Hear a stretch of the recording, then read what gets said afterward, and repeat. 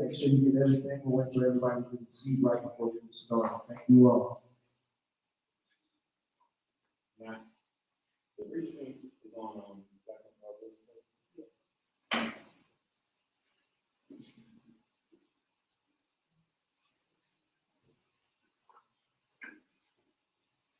I want to thank you all for coming in today. It is a blessing to have so many of you all to show up and participate and help in our community active work that we do. And I say active to be important because as we all know, there are a lot of people that come in, show their face when they think it's necessary, they think something's going to be up or something's going on, but to actually come out because you are investing in your community, you can only show it if you're there. If you're not there, it doesn't matter what you say, it doesn't matter what you put on Facebook, Instagram, Twitter, to actually physically be here. It's so powerful, it's so important. So I want to thank Men's IQ, I want to thank Black Men's Health Initiative, I want to thank the Tennessee Justice Center and also the Black Health Matters group for helping put this all together. These are very important as we keep doing these things and pushing. If you have your phones, Instagram, Twitter, anything, go ahead and send them out. Let them know that you're doing something in the community today and you're using your time the most effective way that you can. And so I will have Brother Joe come up and give us some announcements before we get started. I don't think it's right. I mean, not for me. The restream, is everything all right? I'm loading them out. Peace, everybody. Peace. How y'all doing? Thank you for coming here for a much needed conversation. I think this topic of today, conflict management, conflict resolution, is a topic that I find to be valuable and essential in all of our areas, whether it's in the family, whether it's in the community, or whether it's in the business arena, right? My name is Joseph. What's your name? My name is Joseph. I'm one of the founders of the Men IQ Network, around alongside Shaw Well, Benayes, Brother Jaffy, also Brother Chris, and Shay Butter Shaw, who's not with us, founded back in 2020. And so the Men IQ Network stands for Men High Integrity Equality, men that are working to practice better social awareness and emotional intelligence. They can manage conflict better, not just in their community, but in their own lives internally. Directly within their own movements. So tonight, or rather this afternoon, we're going to talk about something that I find is at the crux of splintering movements, at the crux of families and the lack of intergenerational wealth. Us not staying together, us not holding that cord. So, I'm here with my toolkit. Full disclosure, all the subject matters that we explore with Men IQ, Real Talk Success Series, subject matters I'm like, yo, I need help with this. So we don't come from spaces of authority. We come from spaces of always being a student, always ready to learn. Everyone has something to learn. Everybody has something to give. So Want to honor our panelists tonight. I know our host, Mr. Bobby Forte, can allow them to introduce themselves. But before we begin with that, I just want to bring us all together in prayer. Most High. So, y'all bow your heads or raise your hands, all of them. Honor the Most High. Eternal God, Almighty Source, we graciously thank you for giving us this opportunity to come together to do purposeful work in the 37208 area. We thank our community partners, our friends with the Recruiter Center, community partners, our friends with the Black Mental Health Village, our community partners, our friends with the Tennessee Justice Center and Hood Medicine for providing us the resources, the platform, and continuing to assist us as we carry forth on a journey that hopefully leads us back to a complete family restoration, restoring the Black family. And you know, God, you put us here to do this work in our own lives, but hopefully we can share some light from our own journeys that may help someone else in their own lives. In the name of the Most High we pray. So that's all my God. Thank y'all so much. Bobby, how do you back? Okay, today, conflict resolution. We hear conflict, and we see it on the news, we see it happen in so many different ways, in so many different fashions. But what actually does conflict mean? And where do we fit into a conflict? Do we actually end up being part of the problem in our own conflict? Or is it a conflict that we see from the outside looking in and we're no longer involved in what's going on? So we're going to explore some of those issues today. But what I want to do is first to have my panelists tell you individually who they are. I like to do the introduction for panelists, but it is more personal. And when you hear from the person up here versus me reading their bio about how epic some things may be, to be able to hear that connection from them express themselves is important as we want to be honest in this situation, in this environment. So what I would like to do is start here on the side of the table. I'd like to start with Ms. Brianna. How are you today? Thank you so much for having me. I'm doing well. Thank you. Yes, awesome. Thank you for asking. So my name is Brianna Cooper. I am a native of Nashville, from Westside, Nashville. I went to Provolone High School, and then I graduated from the University of Tennessee Knoxville shortly after. I worked at News Channel 4 as a news producer, and then I had my baby, who's now about to be 13. And she literally changed my life. And that's the reason why I started my business. She actually was born with a blood disease called sickle cell. And it's a first-time mom, didn't know much about it other than T-bonds having it and TLC. So it was a learning curve for me, right?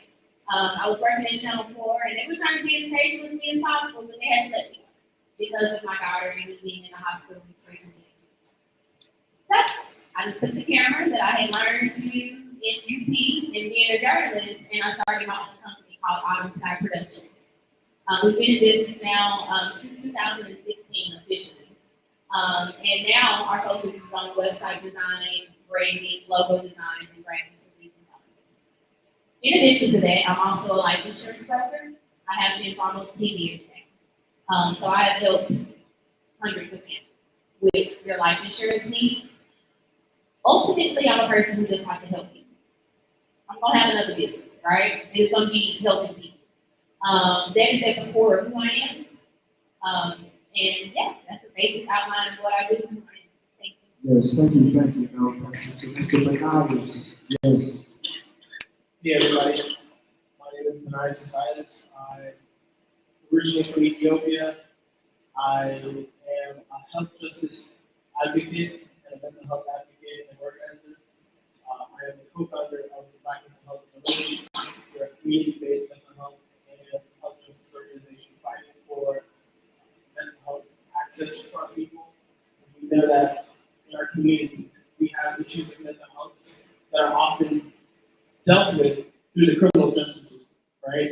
And we know that our people deserve to get care. They deserve to get healing instead of getting criminalized. And so we're doing the work of expanding access to mental health care for our people. In addition to that, I'm also a business owner. I have my own business solutions business because I'm a firm believer that we live in a society that doesn't fairly pay us for the work that we do. We're being exploited in a lot of places, and I want to help people avoid that exploitation by giving them the tools to, create their own business and, be able to sustain themselves. So that's what I do, but ultimately, my heart is really in healthcare and helping people by giving them, the access to the care that they deserve.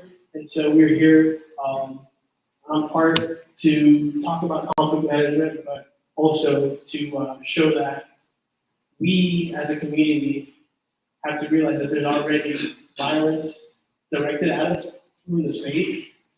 So conflict management is really important because we can't be fighting each other when the state is already fighting us, right? We're gonna get to that. We're gonna get to And that. so that's my, so I just wanted to start off with that, but ultimately, pleasure to be here, and I will pass it.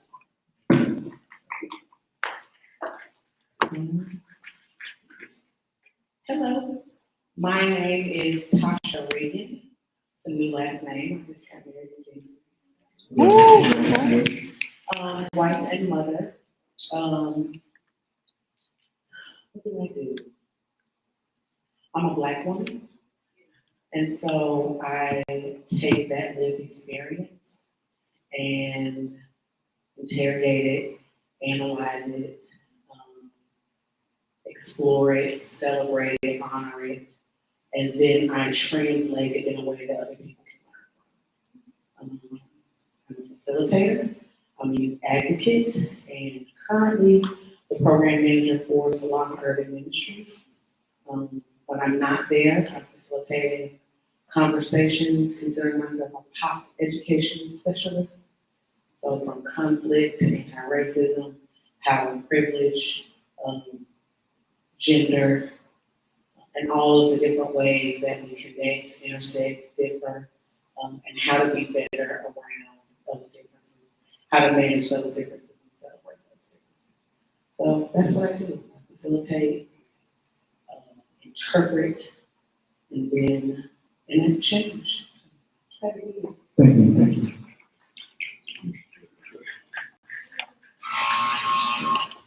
It's hard to follow all these amazing people, but my name is Emmanuel LaBreer. I've been in Nashville for 10 years now. I moved down to attend graduate school and finish the leadership and organizational performance degree from Vanderbilt in 2015. Prior to that, I was a teacher for 5 years. I worked in nonprofit. I've had many professional lives, if you will. But currently, I work at R.H. Boyd, the Prairie Publishing Company. Been in the city since 1896, a Black Legacy grant, so very happy to be involved with them.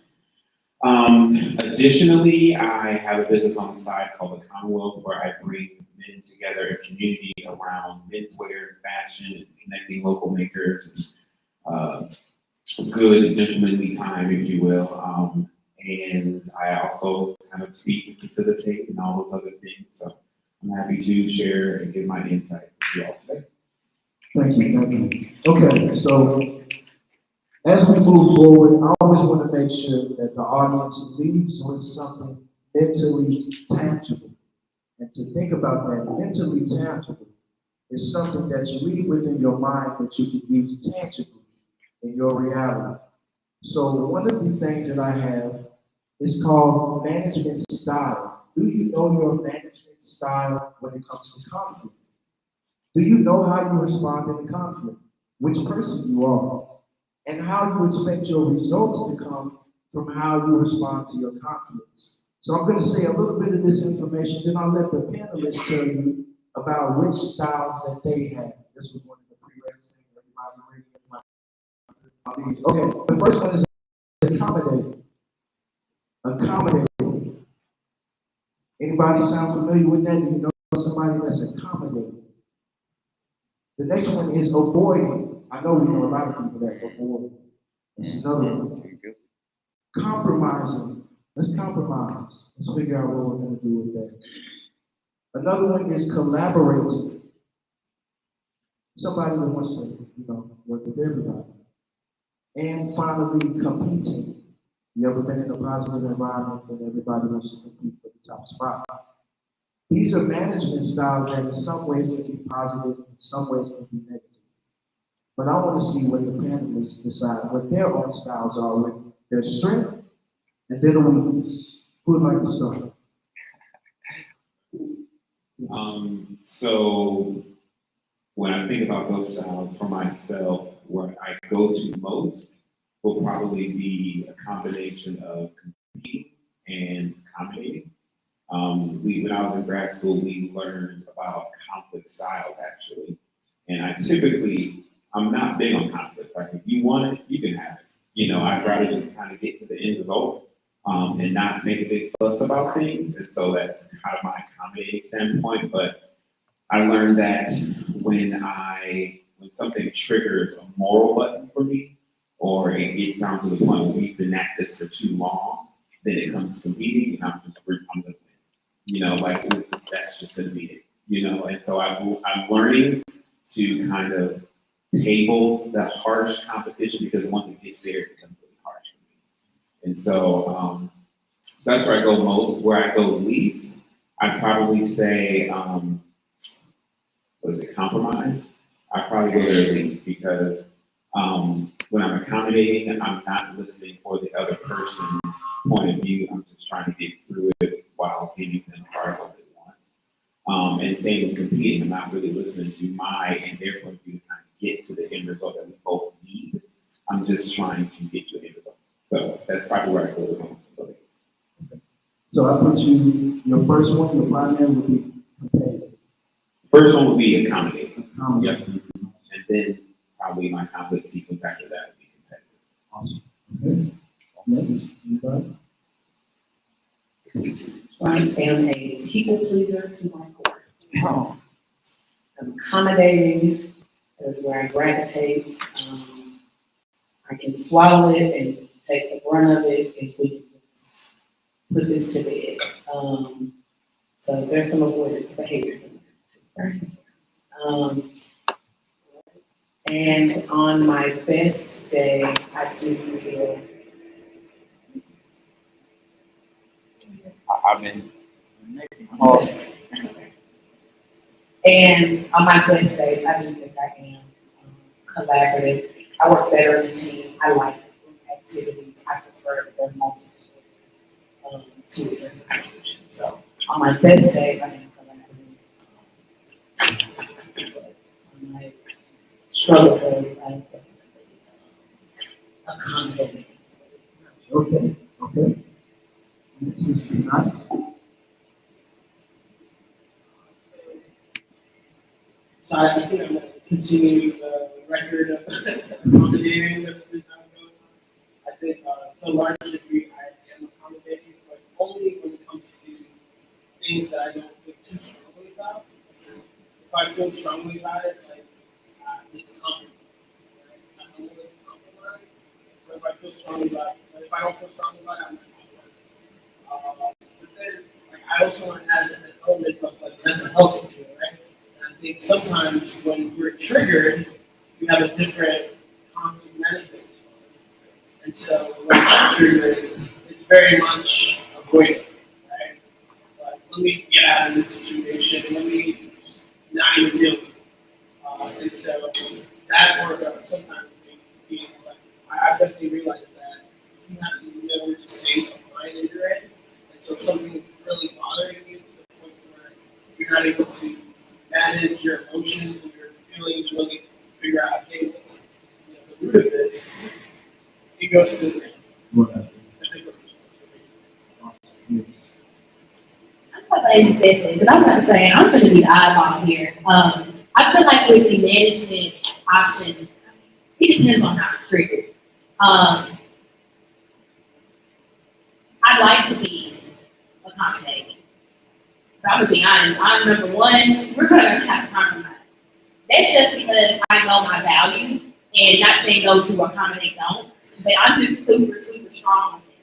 Like, listen, I bring something to the table, you're bringing something to the table, let's come to some type of compromise. So that for me is my first go-to, is just compromising. Accommodation, they really go hand in hand, because, we're gonna help them out, right? But I just want to just kind of set the tone a lot of times, because I know when I find myself accommodating a lot of people, I get used. So that's kind of why now being a business owner, I learned, no, you can't come to my DMs and spend 30 minutes with me. you have to email me and make a consultation. So that's kind of where that line comes, because people will use you, they know you're accommodating all the time when it comes to conflict. In response to, I guess, the weaker type of management skill, it's so funny, because I literally just went through something recently. I'll tell you guys about it in a minute, but I would say avoid it. That's like the weaker part of me. It's not gonna happen. I'm not gonna avoid conflict. It's not meaning I'm going to attack it. What I do is I handle it different. I let it roll off of me. And I'll talk about that here in a second, but that's not really something that I do. I don't avoid conflict. You're gonna know how I feel at the end of whatever we discuss. Awesome, awesome. My next part of this before we move on is I wanted to ask, are there any times when your weaknesses are your strengths when dealing with the problem? For example, if you're accommodating for someone that's angry at you, is that a good thing? Someone may be angry at you, but you're accommodating their feelings. Would that be a positive time to be accommodating, or would it not be?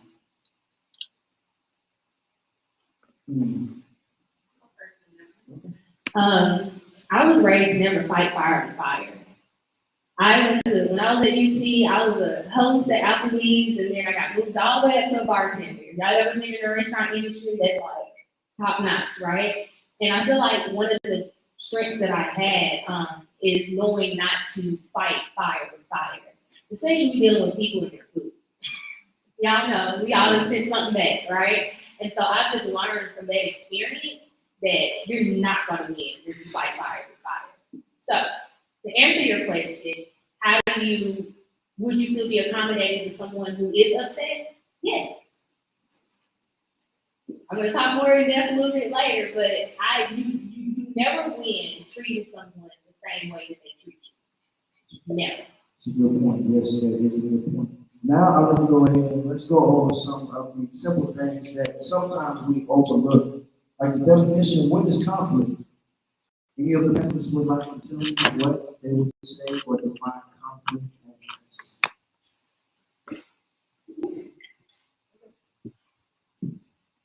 as? I would define conflict as a mismatching of needs. I think conflict is natural. I think conflict is unavoidable. I think things like arguing, combat, right, cussing, yelling, fighting, I think those things are optional. But I think the mismatching of needs is a very natural, unavoidable thing, an inevitable thing, if you will. And so when we're in spaces together, relationships, and our needs at the time don't match, whether we're in tune with that or not, I believe that's what conflict is. And when conflict arises is when our needs don't match the person we're in. So relationship with that. Awesome. I'm gonna add to that, if she'll let me add on to that definition, mismatching, or even just a misunderstanding of things. I think when we think of conflict, it's always, like she said perfectly, we always think of it as a bad thing. And it's not always a bad thing. So if I'm going to buy a car, the seller and the buyer have a mismatching of needs. They want one thing and this person wants one thing, and no one's wrong. You're just trying to get to a common point so I can drive off the lot with a car. It's not a problem. I'm not mad at you. You're not mad at me, but there is conflict there because you guys have different sets of needs and you're trying to get to a center point. And sometimes it doesn't work and you have to leave without that car, and that's fine, but it doesn't always mean conflict is a bad thing. Like you said, the cussing, yelling, fighting is optional. But so yeah, I would definitely agree with her standpoint and just kind of bolster a few points as well. Yes, and I want to piggyback off that. So I was thinking about this, like, okay, conflict. In my business, I'm always thinking pros and cons. I'm always comparing, contrasting one company to the other, trying to find best rates, all of this, right? That's just how my mind thinks. So when I say conflict, I'm like, okay, cons. Okay, pros, cons. It's in everything, right? It's a duality, right? Yin, yang, hot, cold, white, black. So it's here. It's supposed to be here for a reason. When you think of the word flick, right? It's a strike. So it's just saying a bad strike, right? It's not anything meaning like, it's not that deep, is my point. It's supposed to happen. We're not all alike. We all didn't have the same backgrounds, we all weren't raised the same way. So it will happen. The biggest thing, which I hope that we tackle and give you guys today, is how do you manage it? Once you know that it's gonna happen, once you know, just because you say I'm gonna have a good day, it does not mean that you're not gonna get hit by somebody, or someone's not gonna cuss you out, right? You know that could happen, because it's a con, it's a part of your day, right? Pros and cons. That's how you manage it. Awesome. So it seems like when it comes to conflict, one of the biggest things is it's inevitable. So if something is inevitable and you run from it, and you're running from the inevitable, now you're being chased. And you never have a chance to stop and actually look at what you're going through to make a positive out of it. So then you're gonna look at all conflict as something negative. But from what I've heard is there's no such thing as a negative and a negative. It's just two people that need different things at the same time. So if we don't have enough resources, infinite resources, we have a finite resource, like in a community, we have to make sure that we handle our conflicts to make sure everyone gets what they need. But the problem is that in these violence, somebody has used the wrong management style. So let's look at another word. What about solution? How would you define the word solution? It seems very simple. That's why I wanted to go over definitions, is because we use them every day, all the time. But when you really think, what is a solution? Is it actually something that we're giving, something that we're receiving, something that we're doing, something that we're using? What actually is a solution? And if you don't get what you need from the solution, is it a solution? So glad you asked that. So if conflict is a mismatching or misunderstanding, then can we surmise that a solution is a receiving of those needs or meeting of those needs of both parties? My example is, I used to lead a leadership retreat for high school students. First day we would do team building. And we would be in a room like this, and we would be standing in a line facing each other. They tell you if you can find a partner. And they would draw a line down the center of the room and have you and your partner stand on opposite sides of the line. Right? So you're on one side of the line, facing each other. The facilitator says, shake your partner. Introduce yourself to your partner. You shake hands, hello. Howdy. All right. The goal now is to get your partner to the other side of the line. That is the goal. What do my high school students do immediately? Trying to yank each other across the other side, right? Every once in a while, there are a handful of students who stand there for a second. They're still holding hands because they tell us to shake hands, hold hands. And then the goal is to get your partner to the other side of the line. And I always have a handful of students who just wait for a second and kind of nod and then just switch places. When she said, introduce yourself to your partner, it was very specific, not your opponent, not your competitor, your partner. And as soon as there was a goal, now you're my opponent, right? And there were students who stopped for a second and was like, we can both achieve our goal here. Because when she said get your partner to the other side of the line, she was talking to both of us. She wasn't just talking to me, right? The idea is for him to get his partner on this side, and for me to get my partner on the side of the line. And I sacrifice nothing by moving to that side of the line. So when I think about solutions, that's what I think about. How do we spend some time thinking about how to both reach our goals? How do both parties reach our goals without, causing the least amount of harm? That makes sense what I'm saying? But that's the visual that comes to mind. Seeing my young people struggle over that line. And then the 2 or 3 who are like, let's not wrestle in the middle of the gym. It's entirely too much work, entirely, and no one reached their goal. Awesome. That's a great point. So my definition would be a means to an end is the solution. But I really like what you brought up, Tasha, because oftentimes we feel like we're in competition with people. We're in relationships, right? And sometimes you have to remind other people, hey, we're both on the same team, right? Like been since teammates so many times, partners so many times. We just can't get lost. Absolutely. As soon as there's a goal. And it's like anytime we feel like, I'm not getting my needs met, so like immediately we turn to, oh, this person doesn't care about me, right? And these are the underlying thoughts that we have whenever we're not getting our needs met. And that goes to the trigger, right? Because if we've ever been traumatized, and most of us have been traumatized in our lives based on either your upbringing, whether or not, like how you were reared, whether or not you had access to emotionally, affectionate parents, whether or not you had, there's different kinds of reasons that I can name. But when we're essentially triggered, we get into a position of like, oh, fight or flight, and then our mind goes to the preconceived notions that we have. Oh, this person doesn't love me. Oh, I'm unlovable, right? And that thing makes us act in ways that are oftentimes against our best interest. And we feel like the person who we were going on dates and this and that is now my enemy, right? And instead of being on the same team, hey, how can we both get to the same goal? We end up playing this, you're doing this, you're doing that, and we become enemies, right? So I really love that idea of how do we see each other as partners rather than, competitors in trying to solve any solution or in trying to solve any conflict that arises. Excellent. So, I agree with them. Everything that they said is like 100% accurate. I want to just mention one thing. Sometimes the solution is walking away too. I just walked away from an organization that I was a part of yesterday. And that was my solution to the conflict. And it wasn't avoidance, right? That was the solution that was best for me, and I'm assuming the other parties. So sometimes walking away is the solution. You're not gonna always come to common ground with people in situations. And you have to know when it's affecting your peace, that's number one.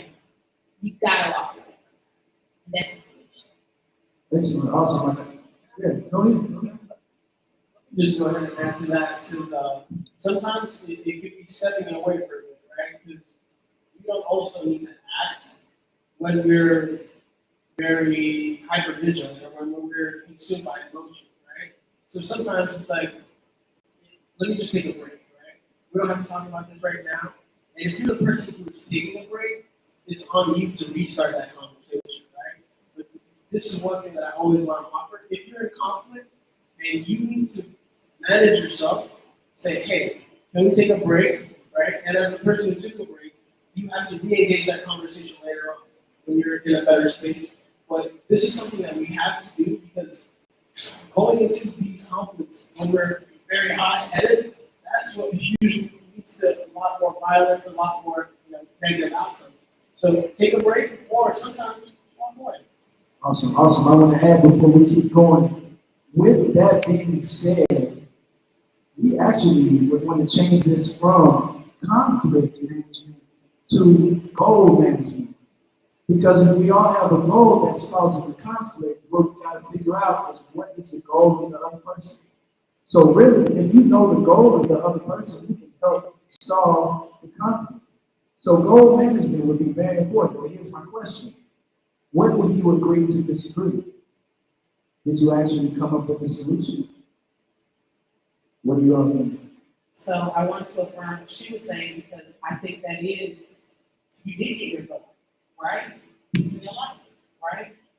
They're gonna get their goal, the right fit for this position, whatever that is, right? So I think, I don't love the language agree or disagree. Agreeing that this is the environment. That's a meeting of, I think okay, go ahead, right? I'm good, you're good. There are a couple other things that you guys mentioned that I wanted to piggyback on. When someone asks for a minute, give it to them. I'm learning that in my relationships. My mom is in the space. And as we reconstruct our relationship, as we both heal and find new ways to be in partnership, be in relationship as mother-daughter, me with my own daughter, us spending lots of time together. How do we, make sure all of those needs are met? When she needs a minute, I need to give it to her. Even if I want to fix it and solve it right this minute, I'm gonna have to wait, right? And that's difficult for me because I'm the kid and you're the mom and give me what I want. But when she asks for that minute, I need to give it to her. So I thank you for that. That's a good reminder. The other thing, the last thing I'm gonna say is that when we're talking about conflict, one of the things that we overlook or that we forget about, and you mentioned it a little bit, is that we also go into conflict with preconceived notions about what conflict looks like. That makes sense what I'm saying? So there's a mismatching of needs here, and I can see it coming, right? I feel it coming. I'm aware that the conflict is here, even if we haven't named it yet. And in my mind, she ain't gonna listen to me when I call myself about it. He's gonna make it make a big deal about it, make it as big a deal. Oh my God, I'm about to have an art. Oh my goodness, we're about to. I go into this narrative about how the other person's gonna respond when I make my need known. And that's not only based on my relationship with this person, but my relationship with conflict. Right? What have I seen? How have I been socialized? What do I think it is? So yeah, I just wanted to make those points. Sometimes it's our own preconceived notions about what we think conflict is going to look like that either prevents us or emboldens us around how we share what Awesome, our awesome. needs are. And last definition, decision. We do it all the time, we make decisions all the time, but what does it mean to make a decision? I know that sounds weird, but what is the process of making a decision? It's a hard one, isn't it? And see, again, that is again why I like to talk about definitions. We use these words so much, but we just skip right over them and get to another thing, and we have a conflict, and we start arguing, but we don't realize that we don't even look at the definition the right way. And so if you say, do you love me? And they say, yes, I love you, but you have a different definition of love. How can you really love the person that you say you love if you don't know who you love? So this is why we go over these definitions. And so for the word decision, it is the idea of choosing between choices. When you're making a decision, you're weighing your options, finding out which one will connect to your goal, and finding out how to make it work in your life. So here's a question. How would body language affect how you're dealing with somebody, dealing with a conflict that they're going through? How would body language change that? It's huge. For me, body language is just from my background in journalism and electronic media, we look at all that stuff. When someone puts their hands on it like this, that means they're not going to be as receptive to someone who has their hands down. When you're talking to someone, I know for me, so with life insurance, real quick. When I come into a home that I don't know, usually a lot of my clients, when I go to like rural areas, they're usually like older white men who just have bukus of money and all this farm and probably have seen black person that like to eat or something. They just come out randomly when they want to see the public. And I love those type of people because I love kind of having that, I don't know, I just like to have, I like to go through things to get to the glory, I know. So what I do is when I come into a house, to get my control, I will come in, I will take your remote control, I will turn it off. Even if you have a bottle of water, I can use it. I'm gonna do anything that I can, right? So, and the reason why is because I'm trying to establish my, whatever word you wanna use, my credibility, you're gonna respect me, right? And so all of those are important. When I'm sitting at the table, and if I see that you're not looking at me, I'm gonna be quiet. So all of these things I learned in sales and with insurance, but it's true in life, right? And so for me, body language, I look at that first before somebody says something. Because I know how important, sometimes people don't even notice, they give it away with the body. So just think about it, when you're talking to somebody sometimes, when you find yourself like this, you probably aren't gonna be as receptive to hear them. So try to pay attention on the other side too, right? If someone has like, hey, put your hands down, let's, relax, because that's a part of it. Like, attention to sorry. And I would say it changes the how I would approach dealing with a conflict, because pretty much they're telling me how they feel, right? And so if I feel like you don't care based on your presentation, then it's gonna probably add to the conflict, right? And so how you present yourself when dealing with conflict and when trying to manage conflict is really important, because it shows the person the intention that you're coming with, like in terms of, is it goal oriented, or is it, let me just assert my needs and let me let you know how I feel based on my emotions being present. That's like, where are we going to move to then, right? Because are we managing it, or are you just gonna vent to me? That's my question. Awesome. This may be part of my accommodating conflict sequence, but one thing, you can't control the other person's actions, but what you can control is how you present yourself to them. You know, so I think body language is one of those things that you just have to be mindful of in yourself. You know, one of those things that, you know, if you have a tendency to raise your voice or you're annoyed, you have to get a handle on that. You know, if you have a tendency to, you know, roll your eyes or fold your arms, you need to get a handle on yourself, period. Like, there's no other response for that. And so what that can do, just like positive body language can help you, it can help that other person. So I think it's just important for you to just know what you're doing and how you're coming across in the conflict, because you can never control what they do. And they could be listening and could still be crossing their hands. I cross my arms all the time and listen all the time. And I have to watch myself because I'm like, wait, that comes across as negative. So I need to uncross my hands. But I know this is comfortable for me. You know, so I just control your body language, and it may help bring down that other person if there's a negative conflict happening as well. So that's what I'll say. Just control yourself. You can't control it. Yeah, I got you. I've been up here like this the whole time, and I'm listening too well. Come on, this mic. Next. Yes, go ahead, go ahead. So in addition to body language, the other thing is also try to listen to your body and see what you're feeling, right? Sometimes there's like, when we're anxious, we can feel it, and there's physical symptoms that it creates. And by being able to listen to yourself, you'll figure it out. Am I in a good space? Do I need that minute? Right? Because it's like, you should know, we don't all snap like out of nowhere, right? You should know when you're starting to get triggered, you're like, all right, this seems like I need to take a minute, step away.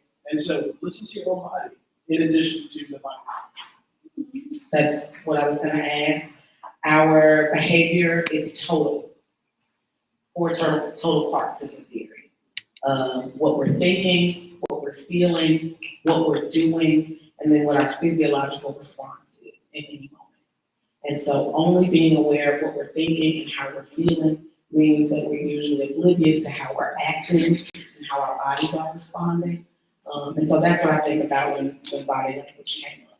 What is our total behavior? What's happening in that moment? If I'm acutely aware of your body language and how it's showing up on you, am I paying enough attention to whatever's going on as well? And I think about my young people that I work with every day. They don't realize that they're doing their body language. I'm fine. You sound like you're fine. And so, right. And so, just wanted to put out there that when you find yourself in positions of power, you're the adult, you're the man, right? If you are the supervisor, whatever that is, if you find yourself in positions of power, being aware of what fear looks like and how that may show up. Awesome. We'll be getting to that. So now I want to move on to the professional environment. What is one time professionally that you saw a conflict be handled absolutely the wrong way? That set an example for you to say, oh, hey, no, this is never going to be good. Is there anything like that?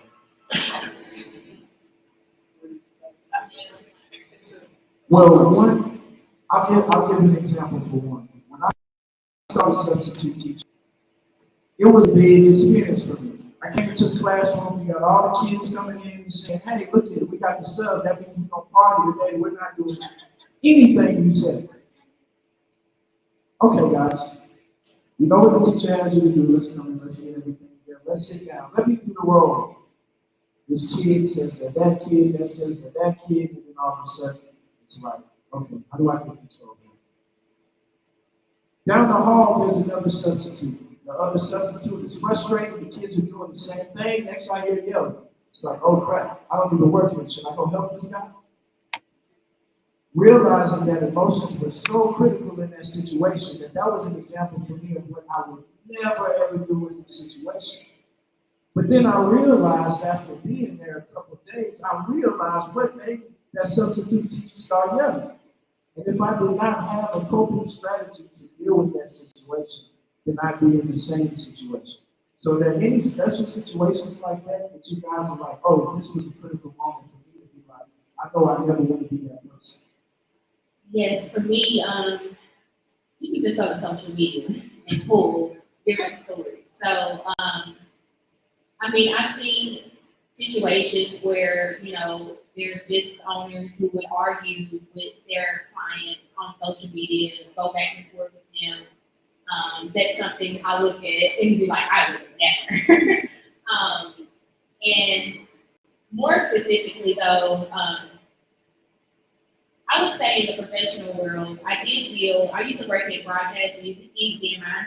And when I worked there, I worked close to the legal department.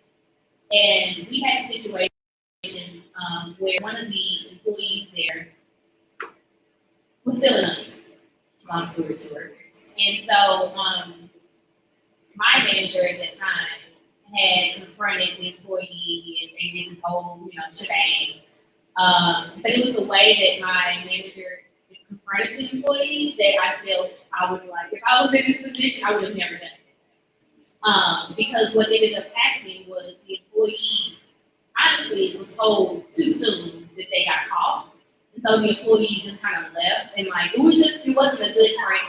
Like, in my opinion, I feel like if I know you're stealing from my company, I want to put you in the most, when I tell you you're going to be in, it's going to be a setting where I feel safe. I'm going to pre-plan. I'm going to make sure, I have your computer. I'm going to do things I'm going to think ahead of time, right? A worst case scenario, how you react. And my manager, in my opinion, did not do this because they never got the laptop back. It was a lot, trying to get the employees stuff back. So that was just something kind of stuck out of my head, I would never fire something like that. Yes.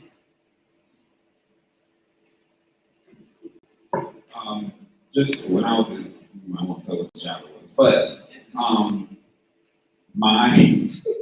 my direct supervisor and her supervisor did not get along. And there were some very intense conflicts and harsh conversations. And the top dog in charge decided that she didn't want the other person there anymore. So she formed a coalition and got her out of there. And to the point where, and it was wrong. And so the person who was let go eventually came back to the job because she fought back. And so when she didn't stay there long after that, but she kind of proved the point to some extent.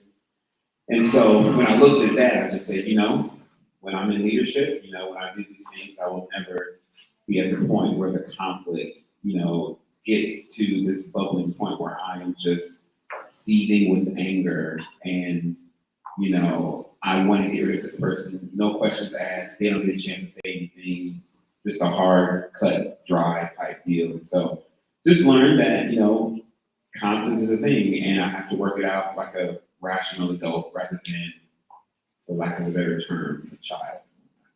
But I think in every job I've had, literally every job I've had, there's been some major conflict that you can learn from. And so it's always around you. Just open your eyes, pay attention, move on. Awesome. So I think one of the details that I'm picking up from this conversation is that you learn a lot from what you see.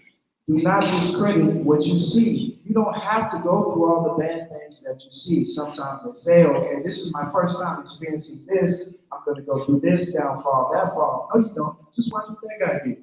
He screwed up. What did he do? Go talk to people. Go find out how to handle the conflicts if you don't know. One of the things with mental health is dealing with isolation. Many times we feel like we're isolated. We're the only ones going through our issues. And we're scared to go out and speak to someone and say, hey, how do you feel about this? And one of the things with that decision is, what we do wrong is we go out and take their decision 100%, and then it doesn't work, and we run back to them and say, you gave me bad advice, I can't ask anybody for advice anymore. You have to take that advice and apply it to your situation, but you have to make the decision. You can only use that information to help you. So through trial and error, my next question would be, how did you find your own style that worked for you in handling conflict? When did you know, like, oh, this is just me, this is how I do it, this is how I handle conflict? I would say,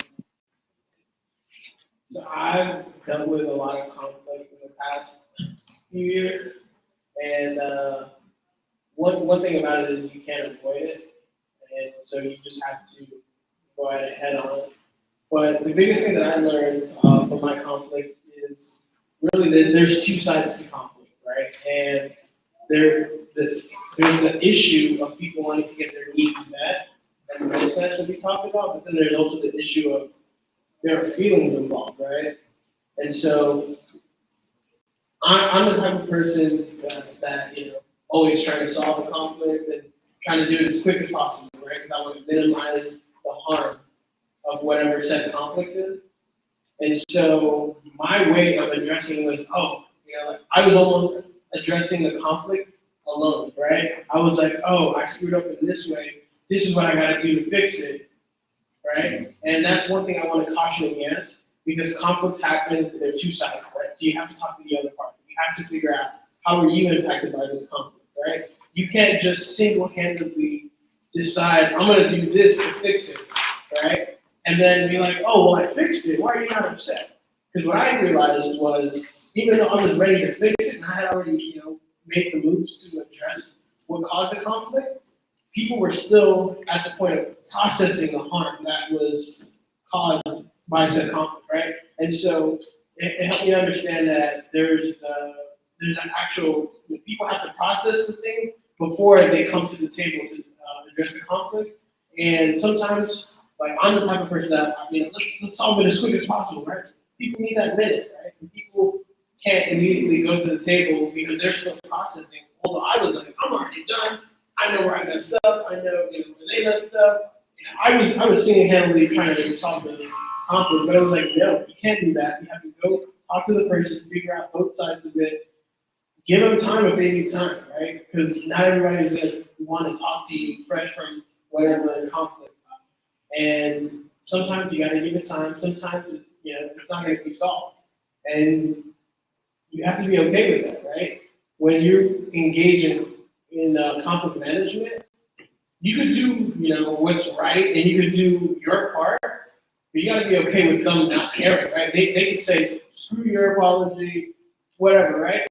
And you have to be okay with that because you are doing your part. You can't choose how they respond to your conflict.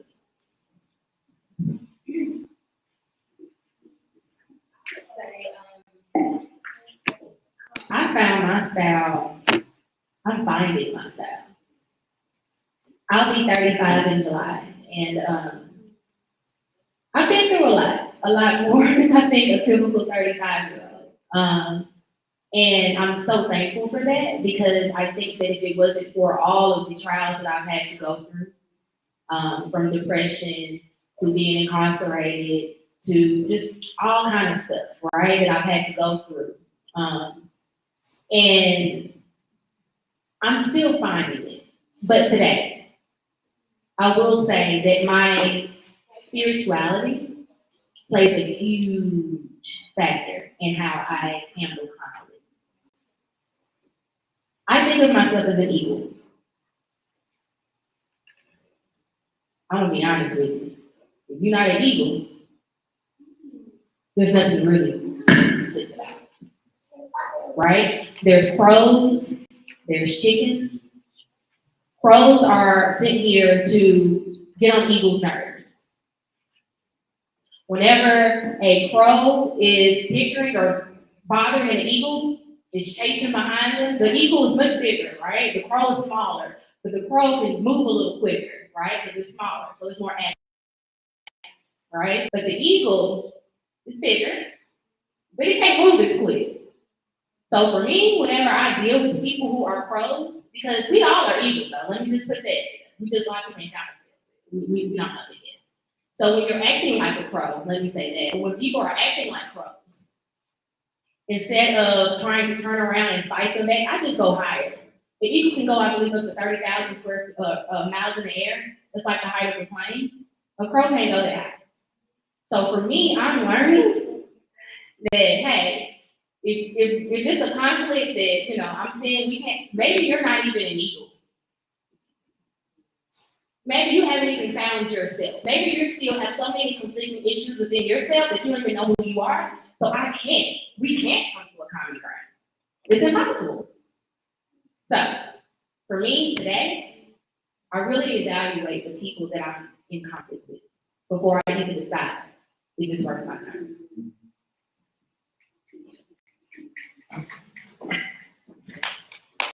You asked professionally, right? Correct.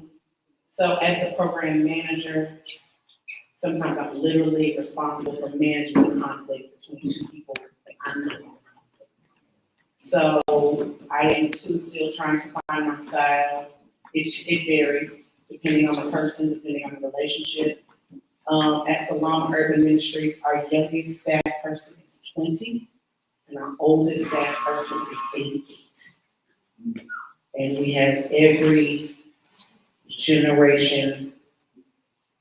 I mean, our youngest person at Salama is 5, right? And then we have every generation in it. So if I have a kindergarten and first grader in a conflict, my style is going to be very different, very accommodating, we're compromising, we're trying to find common ground, getting down on the level, lots of hugs, right? When our middle school students are in conflict, it's typically because someone can dish it out or can't take it, right? So we have to have a conversation like, it was fun until when, right? And so when did your needs change? When did your goals change? Are they ready for those conversations? Not necessarily, but still trying to practice it, trying to model. When I myself found myself in conflict with one of our, he's 88, in conflict with him, trying to find that balance between, okay, I understand you are older than me, and I acknowledge and honor you as a community elder, and I am the boss, right? And so, I would love for you to get your needs met, and you still are gonna have to tell me to do, and still. And so, as a people pleaser, as an accommodator, trying to manage all of those things, and still get the goals met, I'm still trying to figure out what my style is, because, I mean, at this point, I manage my mother.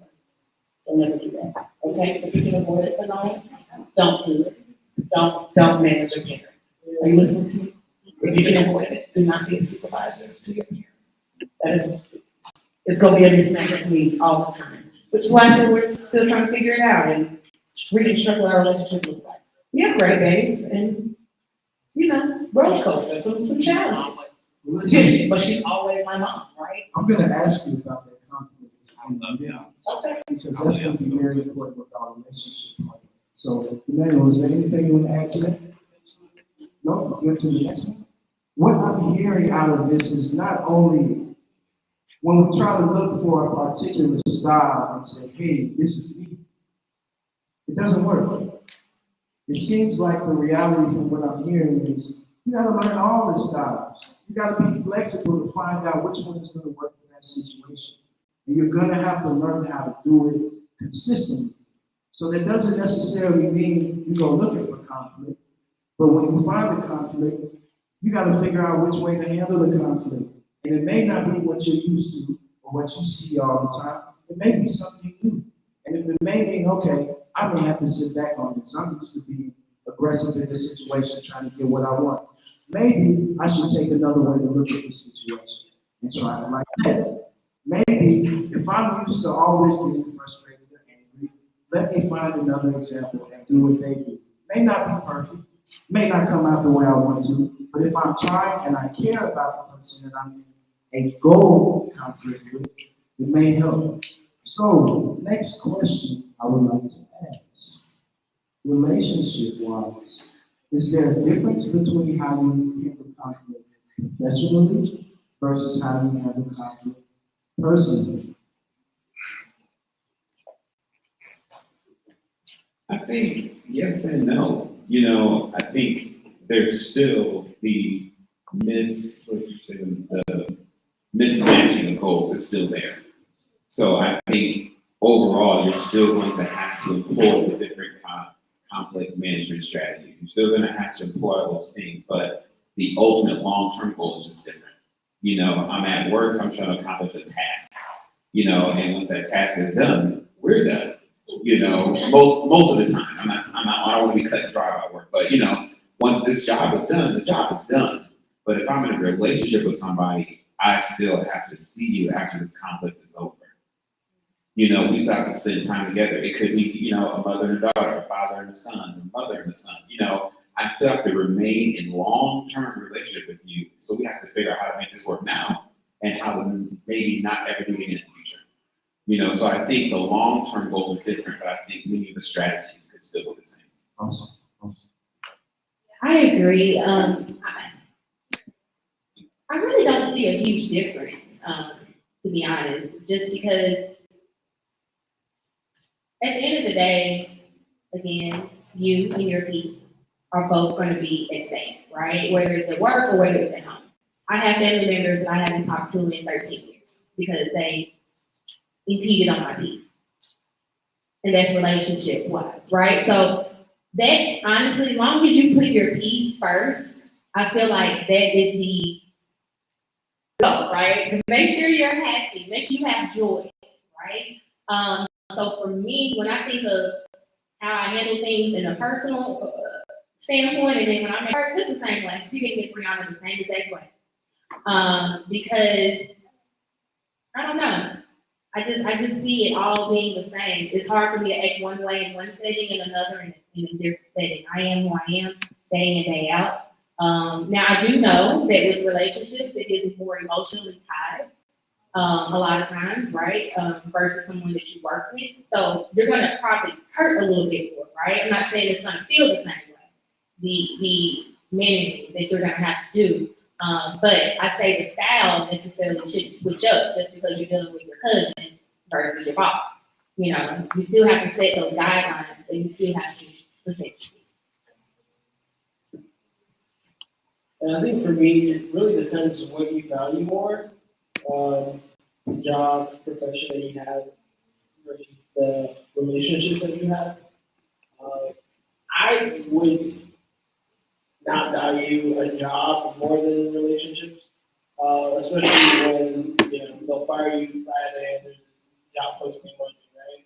It's like we are very much replaceable, and we have to all understand that in a capitalistic society, that your job will replace you by, you know, by Monday morning, right?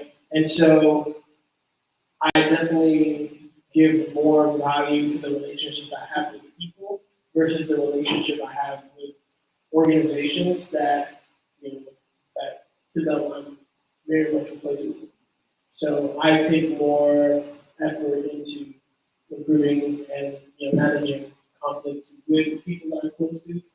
When it comes to jobs, there's certain things that I just, you know, you cross the line, I'm not, right? I have values, you cross my values, I'm out. It doesn't matter why, you know, I'm not, there's something I just won't argue with. And I'm less willing to struggle with, you know, employees.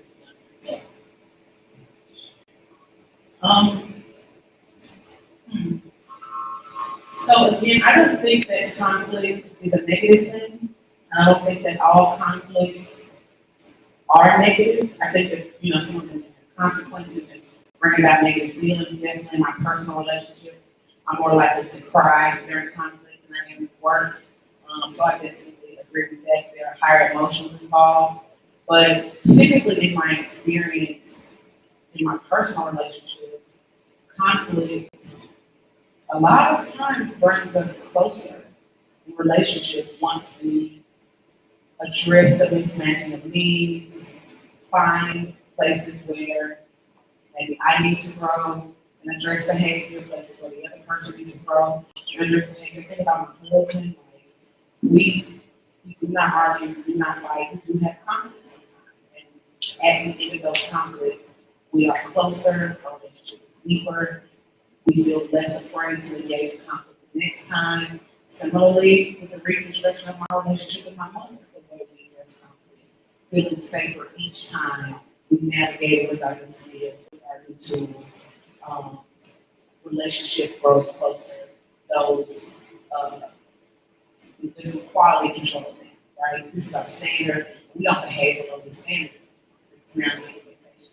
And so in my experience with my personal relationships, conflict has the tendency to really bring us closer together, move us closer to conflict being less combative, being less black and white, yes or no, I'm out of here, or I'm staying, right? It ends up building more, a bigger capacity or a bigger container for peace, for justice, for conflict to exist without the conflict. That's been my experience. Awesome. Say just one quick thing, because that really hit with me. And you said, and I'm thinking about my boyfriend.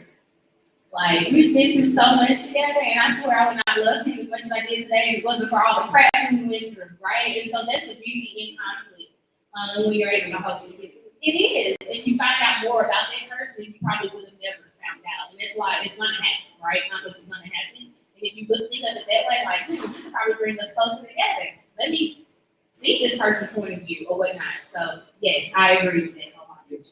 That is awesome. What I'm getting from you all is the long-term goals matter.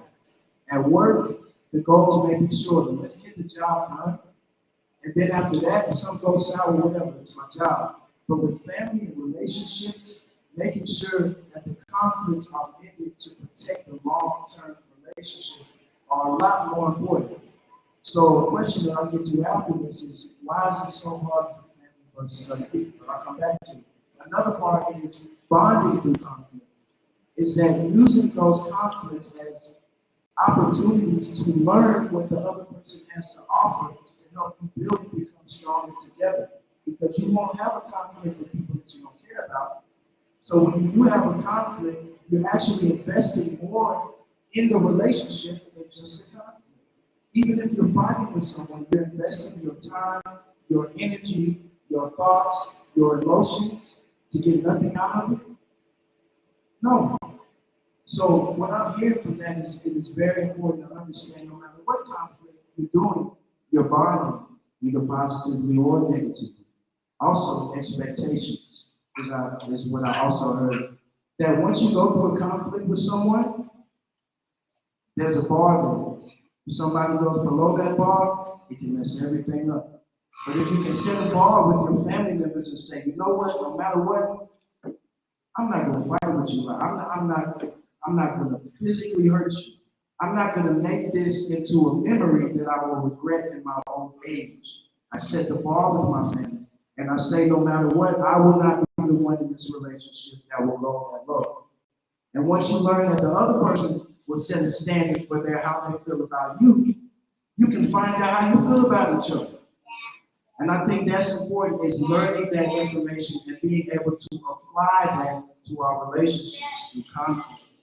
So with the next question, going back to family, what are the biggest differences with dealing with family? Because I heard Tasha say about the conflict with your mother.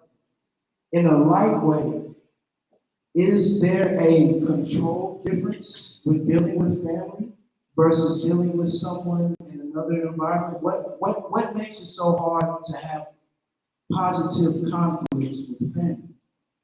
Can anybody respond to that?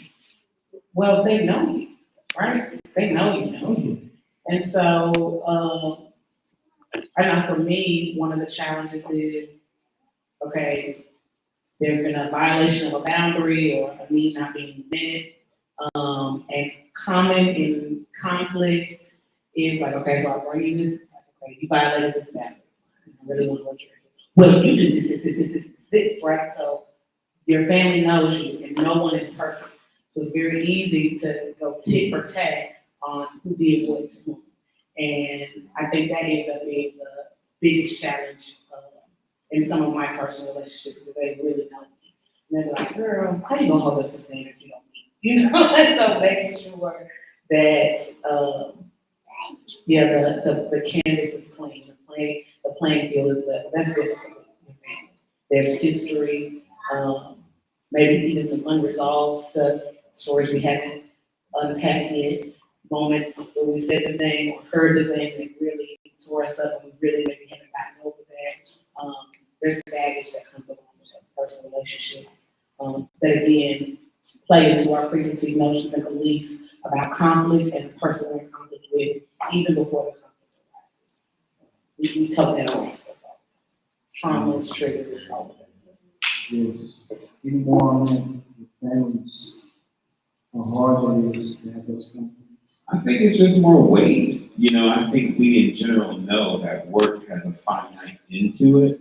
And in our familial relationships, most of the time, we want those relationships to last forever. So there's just more weight internally that we put mentally, emotionally on those conversations and those disagreements, if you will. So it just makes it's that much more weighty in our lives, that much more heavy for us to want to do it correctly, get it right, and mend this relationship because we just want it to last longer. And that's, yeah, the stakes are higher. We love these people, they love us, we just want it to work. Because no one wants, the reality is no one really wants to be family-less, friend-less. No one really wants that. And so you want to do what you can do to make it good, make it last. I'll just, piggyback on when somebody says something that's hurtful to you, and you remember that, a lot of times, children will remember something that they were told when they were 2, 3, 4, right? You always mess this up, or you're X, Y, Z, and we will use that as a rubric for how we value ourselves and how we let other people value us. Not just in that moment, but moving forward, right? And so a lot of times there's a lot of trauma that we carry that makes it so hard for us to let go. And there's unresolved things, and just the fact that they make all these things about you, and you're just like, what can I do? And so it's definitely harder with family, and they have the power to hurt you in a way that other people don't. And that in itself, and for me, my biggest thing was not wanting to feel like you were let down by your family, right? And if you feel let down, then you grow up thinking, all right, I don't have anybody, that I can rely on. I'm just in this world alone. We're just gonna grind it out, right? And that creates this personality where, you don't need anybody, you're always helping other people, but you're like hyper independent, right? And it just continues to push you in a way where you're just not creating the kind of relationship that you need to build resiliency, because you're like, oh, that person's gonna just let me down, just like someone else. And so our relationship with our family dictates the relationship that we have moving forward. So that's why it's so hard, because it's just, it imprints on us so much, and we just don't really give credit to it. So I hear that if I know you and I know more about you, then I can actually hit you at your core. So in a situation, it's more like, if I know you, I know all your secrets. I can pull all your secrets out and dump them on the floor in front of you and embarrass you for who you really are. Think about that. Is that you can get into a conflict with someone that doesn't know you. They can never pull out who you really are. But when you're dealing with somebody who can pull out who you really are and address you, you have to acknowledge everything that they're saying because they know it's true. So there's a level of using the truth positively that we give to the people around us and know us. If they use the truth to hurt us, it can cause a bad conflict. And using the truth the wrong way is very important. So that becomes a big issue that I found is the truth. You may have to treat people that know the truth about you a little better than you treat somebody else, because they'll use it against you. These things are very important when we talk about conflict management and why I feel like these conversations are so powerful. So I wanted to stop for a second right now and give the panelists a chance. If they have anything that business-wise or stuff that they would like to say individually about a goal, a topic, a concept, they have the chance to do it. Yes, ma'am. Floor is yours.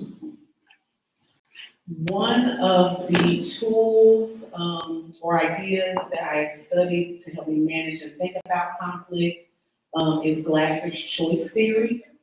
Different from Maslow. Maslow theorized that there is a hierarchy of needs, right? And as we meet each level of the need, we get closer and closer to self-actualization, AKA our quality world, our perfect idea of ourselves. William Glasser theorized that we actually only have 5 very basic needs. The need to survive, right? So that's food, water, shelter, protecting yourself, the instinct to live, belonging, love, connection, family, friends, community, fun, so leisure, time off, rest, vacation, those sorts of things. Freedom, so that is options, right? Being able to see the things that you want for yourself, have options for yourself, and power. So freedom is the option, or the options, and power is the action to choose those options. And so he theorized that we have those 5 basic needs, and that all we're doing all day long is behaving in a way that gets one of those needs. Even when you're sitting in a dark room, quiet by yourself, speaking to no one, you are still behaving in a way that gets a need met. And so conflict arises when those needs are mismatched. I want freedom, I want to stay out past midnight. My mother has a need for power and authority and survival, right, to keep me safe. And so that is our mismatching. And so when we are thinking about how we show up in conflict, consider what need of mine is trying to get met right now. Take a minute for yourself and identify what the need is. And what would a goal look like right now in this moment? What would my goal be to get how do I get this, and not how do I get the need met, but what is the need and what is the goal behind the need? My need is for fun. My goal is to stay out past midnight for the Beyonce show or whatever that thing is. And allowing yourself to be open to the fact that the other person also has a need that needs to be met. And being again aware of that total behavior, how I'm thinking, how I'm feeling, how I'm acting, and how my body is responding to those things. And William Glasser suggests that when we're in touch with a total behavior and what our needs are, we find bigger paths to those solutions, to getting those needs met. One other tool that I would suggest is an inventory list. Take inventory of what happened.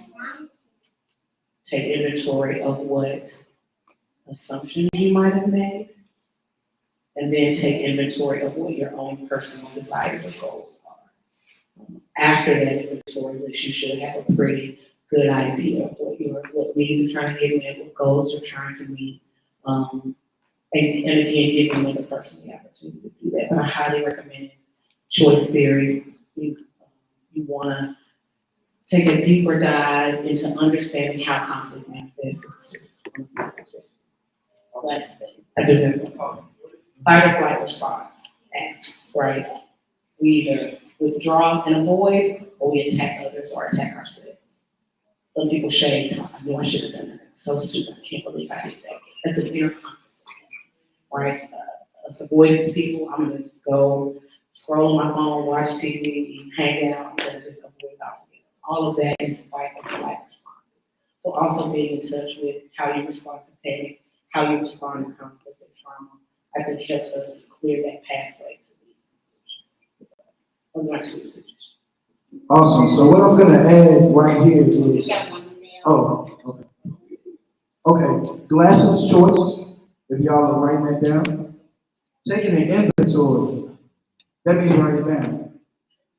That means don't trust your mind to think that you're just gonna take everything and see it in your point of view. Because when you go back, you don't have an opportunity to look at yourself and look at your situation, because it may be influenced by something at the time you can't You can't see. So you need your own reference to see where you can communicate with others. But here's the thing, how many people know what a theory is? I see a lot of phones, but I want to see. How many people know what a theory is? Yes? No? Can somebody raise a hand? I want to see. I'm going to real quick. You got a couple? So here's the deal with what a theory is. When you hear someone say a name and say glasses choice, a theory works by putting a guideline for someone that took their time to do the research to find out what had the best results. So when somebody brings a theory, they're saying, look, if you have a problem in this area, this is something that can use to help you manage through that process. So when you hear technical people and they say, oh, we're talking about these theories and we apply this theory, you get this result, this comes out, then you'll be happy for the rest of your life. Oh, read this self-help book, read chapter 11, read this and apply that, and then you're happy. They're concepts to help you mentally rationalize how you can approach something you're dealing with. So when you know theories, it's basically like saying, okay, I'm walking in this situation. Now I got a backpack with some stuff and I can pull it out and try this, so I can try that.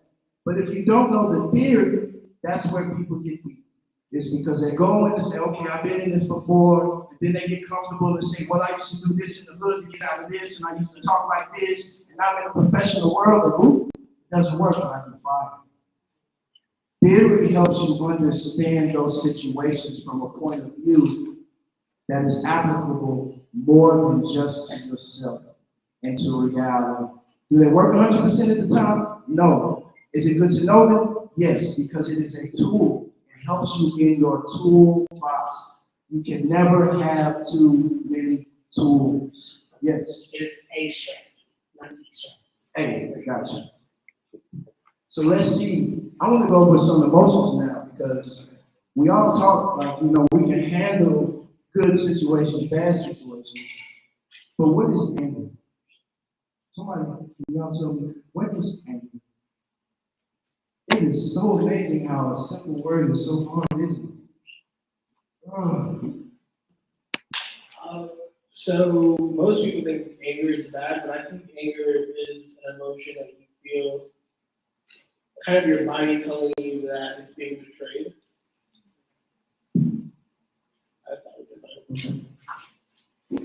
Anyone else, Andrew? No? Andrew? What about anxiety? Depression? Again, I think it is a kind of siren to our fight or flight response. And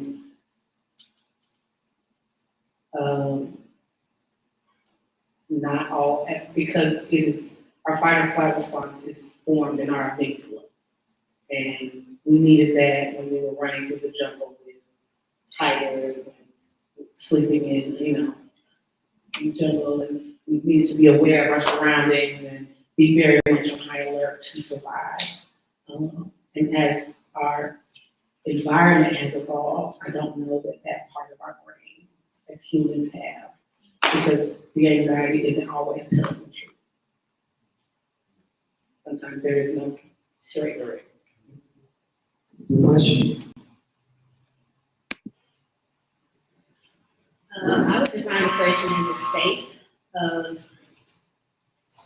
like your mental. It's not like a overall over-encompassing thing. It's a stage. I don't think it's like this person is a depressed person. I think that they can go through the cycles, right? So when I think of depression, I think of sadness. When I think of depression, I think of someone who just isn't fulfilled. Because fulfilled people usually aren't depressed. It's interesting that you said that, because that's how I learned the difference. Depression is around dwelling on the past, right? What you did or didn't do, and anxiety is where you get it. Awesome. What about guilt? Guilt. See, it's weird how we use these words so much, but it's really hard to really narrow down what it means to us. When I think of guilt, I correlate it with your conscience, your morals, right? So when you feel guilty, I feel like at that point you have crossed that moral judgment that, your values, that's when the guilt and the conscience, your spirit, right? I think those two really intertwine with each other when you think of guilt.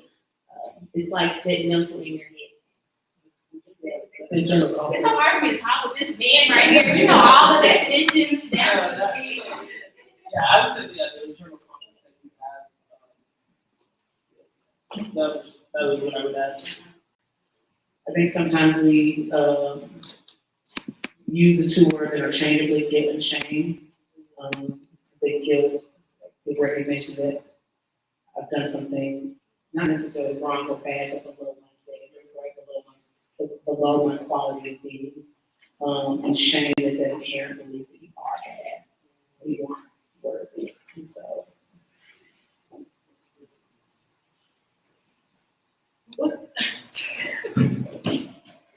So we were just going over these. Let's see. Here's a big one that I want everybody to take a second and think about their definition first before I say it. After you have your definition in your head, I want to see how close it comes because I'm going to ask some people in the audience, at least one or two. What is stress? What is stress? Come up with your definition for what stress is. 10 seconds. 9, 8, 7, 6, 5, 4, 3, 2, 1. Would anybody like to tell me what they think stress means? Yes, sir. Stress is like a feeling of overwhelmingness and disconnect from certain needs that are met. That's how I describe it. Okay. Yes, sir. I would say stress is I kind of do stress is like the battle between unfulfillment and anxiety. It's like something that is kind of attacking you in an intangible way. Wow. Yes. Now here, anybody in your face? Okay. Stress for me, I love you use the word. I would say it's a synonym for being Yes. it's a state, right? It's not something that's permanent, but when I hear the word stress, because unfortunately, my mom says, you stress a lot to me. I'm like, what? No, chill. Because people can think you're stressed because they don't know the level. Like, we all have different levels of what we can handle, right? Like, no one is alike as far as the capacity of work, trauma, whatever it is, right, that they can handle. So and we use that word so loosely, really not hate, like stress. What do you mean? What is really the problem? And I really think it's just a state of being overwhelmed. It's something that you can definitely work on and fix, and that's why, like the gentleman here was saying, being fulfilled, helps you not really ever be stressed. Just somebody who's never stressed doesn't mean they're always happy, right? It's just for a person to be overwhelmed, I feel like one, they're not standing their ground on their boundaries. I have 17 orders in the queue right now. Somebody would be like, oh my God, she's stressed and she's overwhelmed. But I know I set my guide to stop at 20. So in my head, I'm like, I'm not at that level to where, you know what I'm saying? So when you say you're stressed, really sit and think about your capacity and set your boundary there. I would say overuse, in terms of whether it's, you're pressuring something too much, whether it's, you're asking too much of somebody, So definitely the capacity piece. But yeah, just the overuse that leads to minimal. Yeah, that's literally what I wrote down, when what's needed outweighs your capacity. So It's what you just said. So we talked a little bit about business. Yes. So I want you guys, this is for every person, to think about stress a little differently.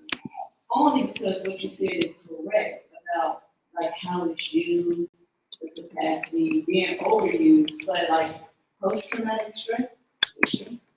It's kind of goes to what you said, but understanding that there's different variations of stress, and then also understanding how does that play into your mental health. So what tends to happen is you don't understand that if you're not resting, that produces stress. And so you're going in with anxiety and depression, and then you're taking, some people are taking vitamin D, some people are taking vitamin B12, and all these other supplements. And they're not thinking about the fact that, because for us, especially African, I see mostly African Americans here, right? Almost everybody, we tend to work because that's what we've been taught, that's all that we know, that's what we do. And so what ends up happening is we don't recognize stress and stress. We hear the word stress and we do exactly that. Oh, well, I don't feel stress. And it's not until you, like you said, I think that she did a good job at least saying something about benchmark. You actually sit down and say, you know what, maybe it is a difference from being burnt out, but burnout produces stress. Burnout produces all of those mental health illnesses, and stress also produces that. Your parenting skills, your day at work, all of those different things. So you can actually experience stress, not acknowledge stress, and go into an environment that's not conducive or that you're not performing your best because of literally that. Well, I'm used to dealing with 30 things in a Tuesday.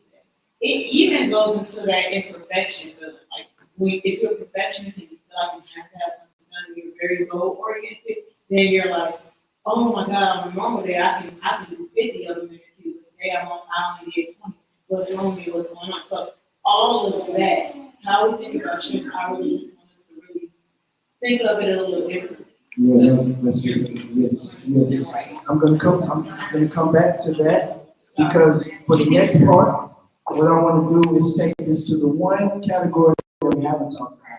We talked about business, we talked about goals, we talked about relationships, but we haven't talked about conflict within ourselves. So how do we deal with the conflicts within ourselves?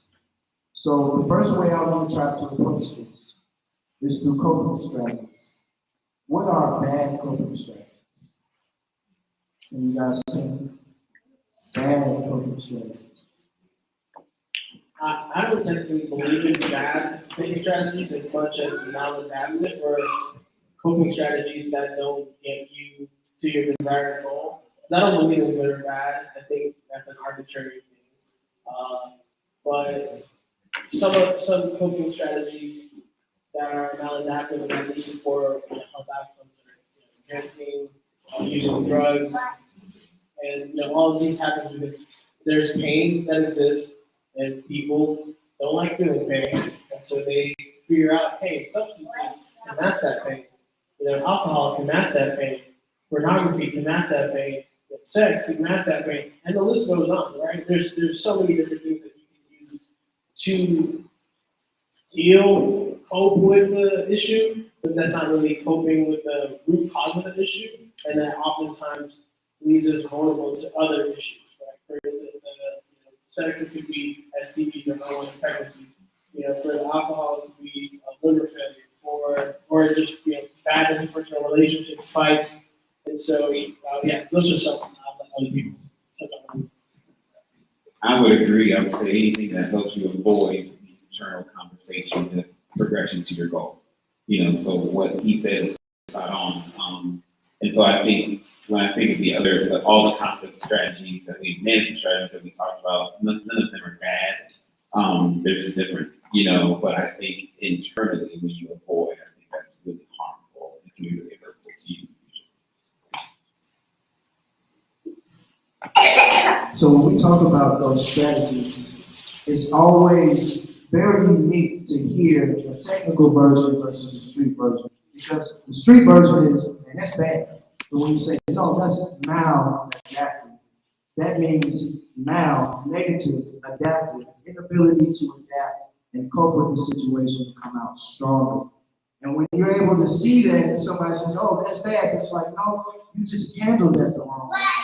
It takes the negativity off of painting the person as a bad person.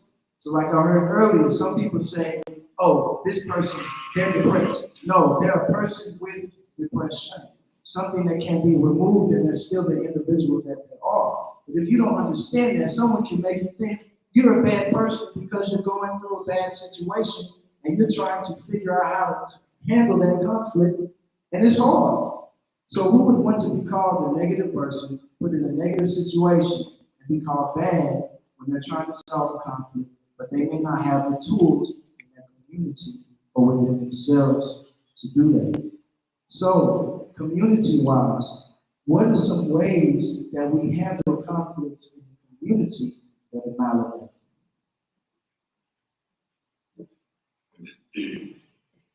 I know, maybe you will say something. Hey. I was about to say, not being inward.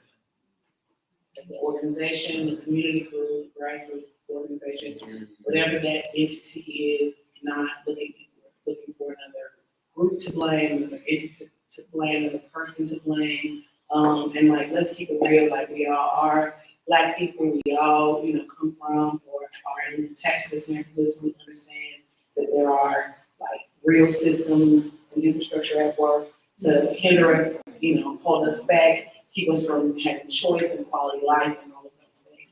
And so these organizations that are dedicated, us as community members who are dedicated to addressing these issues, these barriers, I think it's important that we, one, make sure we're not replicating the systems we're trying to dismantle. Secondly, I think that, I'm about to say it. Don't say it. But like, You all right? Go ahead. in some spaces, not all, but in some spaces, it's going to be really important for the Black men to show up a little differently.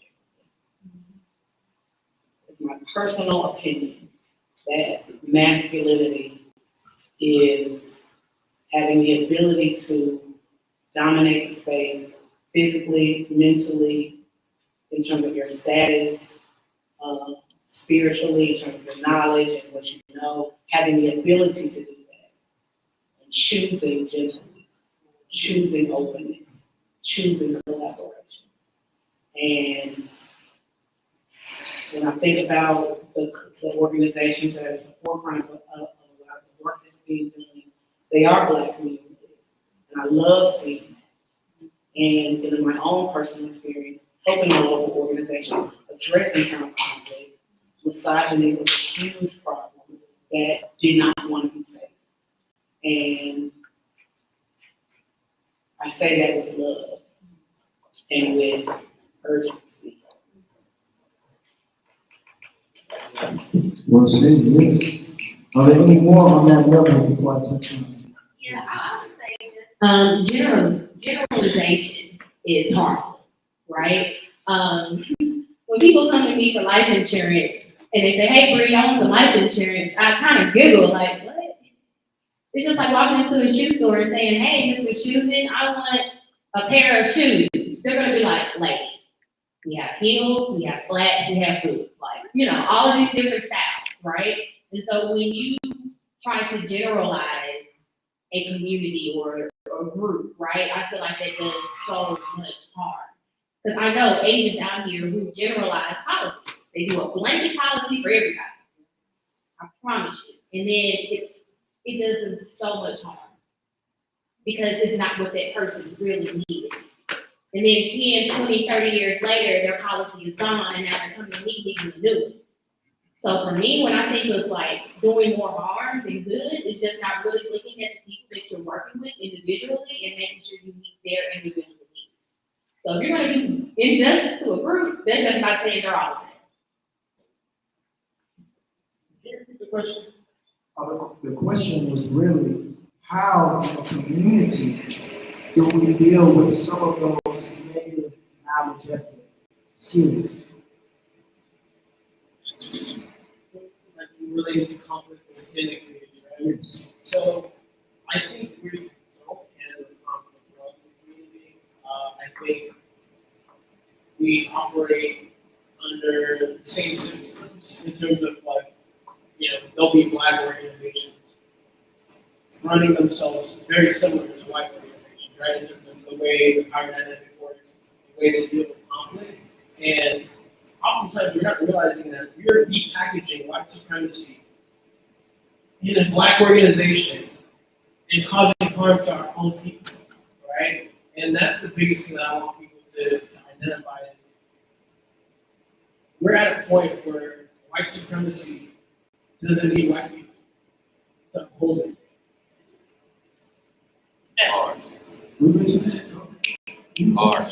And unless we do something about that, there's nothing that we can do. There's no conflict management interpersonally that can address the fact that we are upholding systems that were designed to oppress and to exploit us, right? And so we have to get to the point of understanding, one, we have to get rid of scarcity mindset, right? There is enough room for all of us, right? We can all make impact in the community, but we don't have to fight each other. Matter of fact, we need to be working together, collaboratively. We need to break down these silos because there's way too much work to be done, right? Black people need to realize that these systems, they can be at odds with each other, but they're always going to be connected in oppressing us, right? But we can't even work together to ensure that our people are getting their needs met. That's a problem, right? And that's the big call to action that I have in coming here is we need to ensure that we are working collectively. We are creating, internal and community conflict management processes so that we can deal with our issues and come together and deal with the terrorism that is happening in Tennessee, right? Because right now, it's every system working interconnectedly to harm us, to incarcerate us, right? To make sure that there's a youth empowerment center, which is pretty much a juvenile detention center, right? We have no opportunities for our communities, we have no opportunities for the children, but we have all these systems that are ready to incarcerate us, and that is a problem that we need to come together and address that. So let's see. I'm sorry, brother, I stopped you right there. It was good to hear that. It was really good to hear that. What I want to do is take all that and twist it into a little bit of a package. So when you hear that there's a system in it, that's a standard and an expectation. We can have standards and expectations for ourselves. But if we don't set our own standards and expectations, somebody else is going to set them for us. That's the system. So what standards do we put on ourselves as a community that we uphold to each other? When we think about the ideas of a community, and we think about misogyny and white supremacy, these are the problems that we address as if they're outside of us, but not inside of us. That means we aren't taking it upon ourselves to see how we are contributing to a system that's hurting us. So the problems that happen to the community start with ourselves. And so when we address our community in negative ways, we're actually talking about ourselves. So when we look at these conflicts, whether we're talking about the community on a big level or we're talking about how we treat our goldfish, do you change their water? Do you feed them every day? How do you take care of them?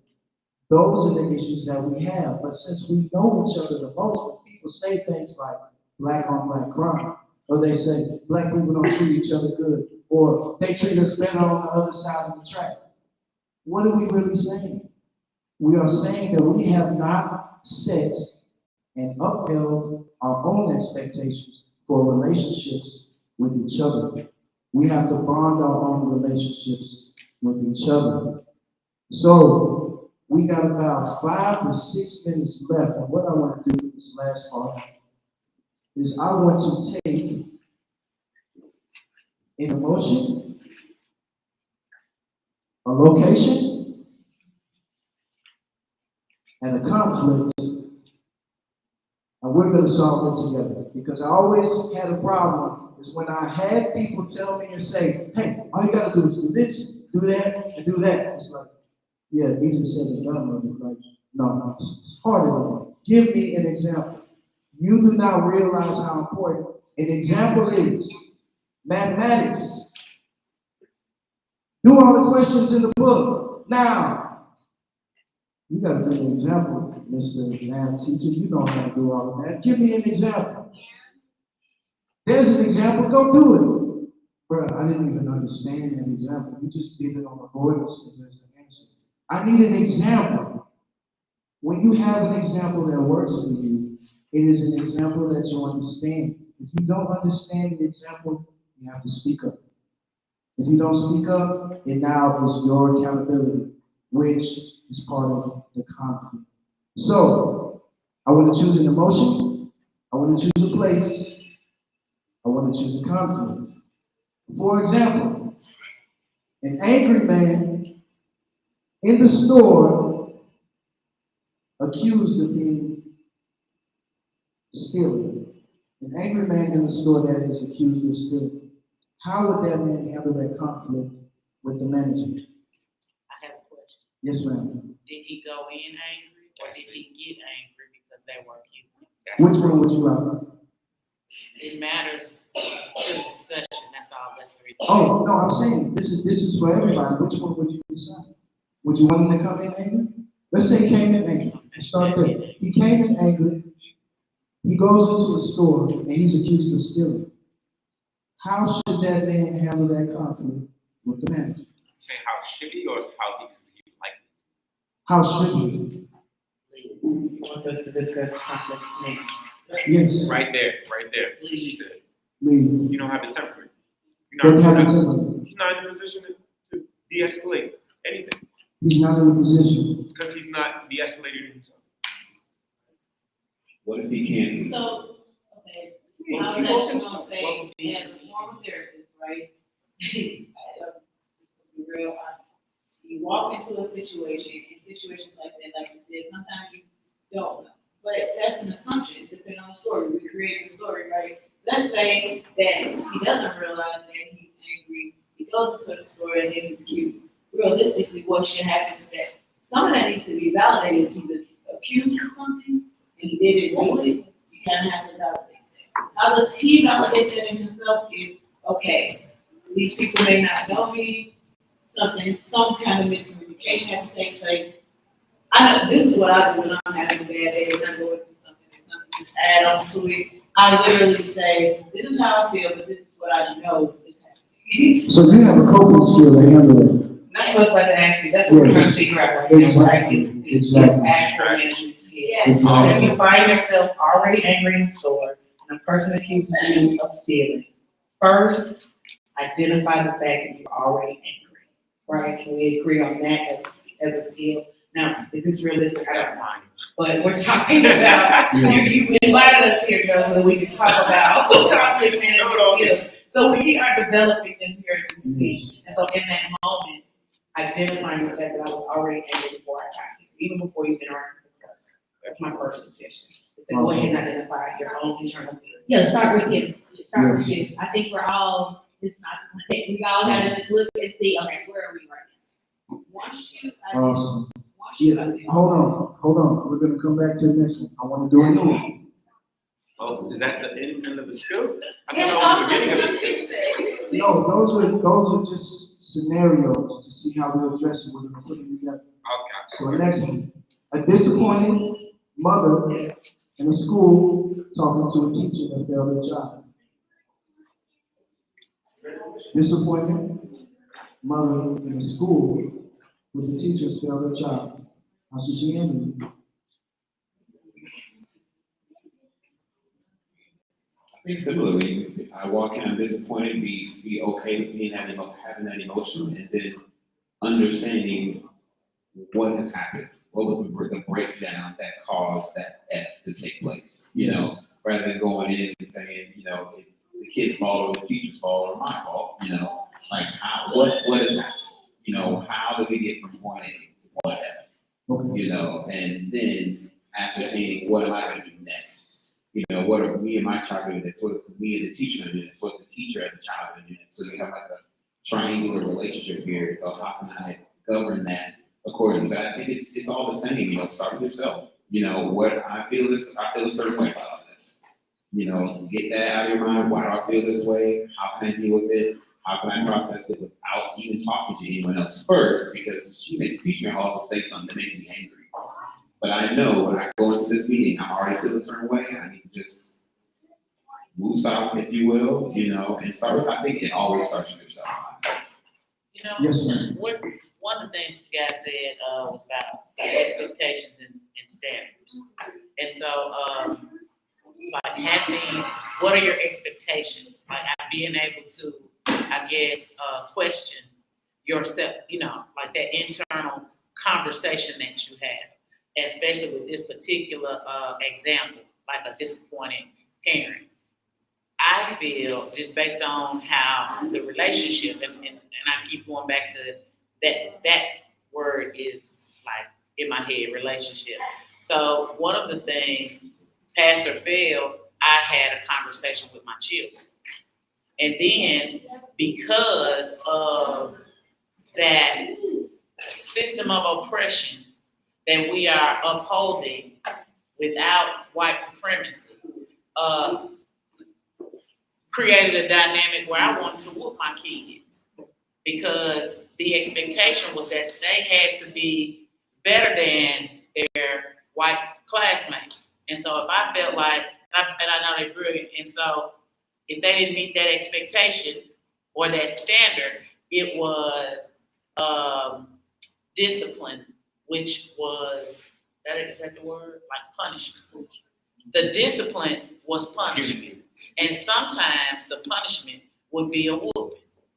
And that too is that, like to me, understanding now from this place, the mentality, because the whoopings and all of that stuff came from a place of fear.